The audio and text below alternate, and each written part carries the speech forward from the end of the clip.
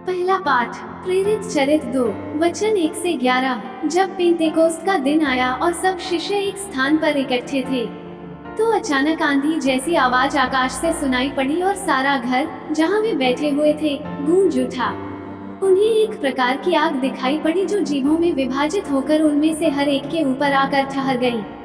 वे सब पवित्र आत्मा से परिपूर्ण हो गए और पवित्र आत्मा द्वारा प्रदत्त वरदान के अनुसार भिन्न भिन्न भाषाएं बोलने लगे।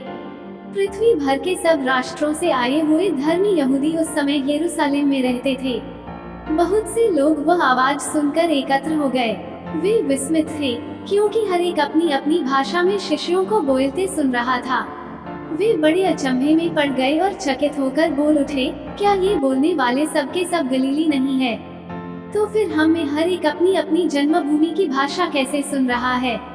पार्थी, मेदी और अलामीती, मेसोपोटामिया, यहूदिया और कंपादुनिया, पोंतुस और एशिया, फ्रुगिया और पपफोलिया, मिस्र और कुरेने के निकटवर्ती लिबिया के निवासी, रोम के यहूदी तथा दीक्षार्थी प्रवासी, क्रेत और अरब के निवासी, हम सब अपनी अपनी भाषा में इन्हीं ईश्वर के महान कार्यों का बखान करते सुन रहे हैं। सुसमाचार संत यूहन्ना 20:19 से 23। उसी दिन अर्थात सप्ताह के प्रथम दिन संध्या समय जब शिष्य यहूदियों के भय से द्वार बंद किए एकत्र थे, ईसा उनके बीच आकर खड़े हो गए। उन्होंने शिष्यों से कहा, तुम्हें शांति मिले। और इसके बाद उन्हें अपने हाथ और अपनी बगल दिखाई। प्रभु को देखकर शिष्य आनंदित हो उठे। ईसा ने उनसे फिर कहा, तुम्हें शांति मिले। जिस प्रकार पिता ने मुझे भेजा उसी प्रकार मैं तुम्हें भेजता हूँ। इन शब्दों के बाद ईसा ने उन पर फूंक कर कहा, पवित्र आत्मा को ग्रहण करो। तुम जिन लोगों के पाप क्षमा करोगे वे अपने पापों से मुक्त हो जाएंगे, और जिन लोगों के पाप क्षमा नहीं करोगे वे अपने पापों से बंधे रहेंगे। मनन चिंतन। पेंतेकोस्त के दिन पवित्र आत्मा प्रेरितों पर जीभों में विभाजित अग्नि के रूप में उतरा, जिससे वे नई भाषाओं में बोलने लगे। इस घटना ने खरीस्तिया कलीसिया को जन्म दिया तथा प्रभु यीशु के वचनों व उनके पुनरुत्थान की सेवका एवं मिशन के एक नए युग को चिन्हित किया। पेंतेकोस्त हमें याद दिलाता है कि किस प्रकार से प्रभु यीशु ने अपने शिष्यों के सशक्तिकरण तथा मार्गदर्शन के लिए जिस सहायक का वादा किया था उसे पूरा करते।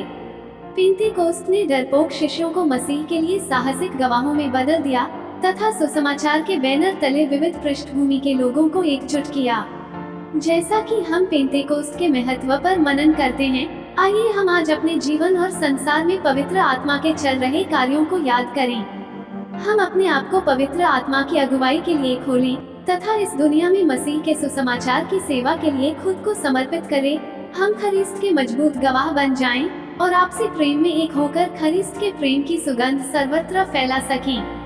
जिस तरह आरंभिक शिष्यों को पृथ्वी के सीमांतों तक सुसमाचार का प्रचार करने के लिए सशक्त किया गया था, हम भी उसी आत्मा से भर जाएं व साहपूर्वक उद्धार के संदेश की घोषणा करें और जिनसे भी हम मिलते हैं उन सभी के साथ मसीह के प्रेम को साझा कर सकें। आमीन।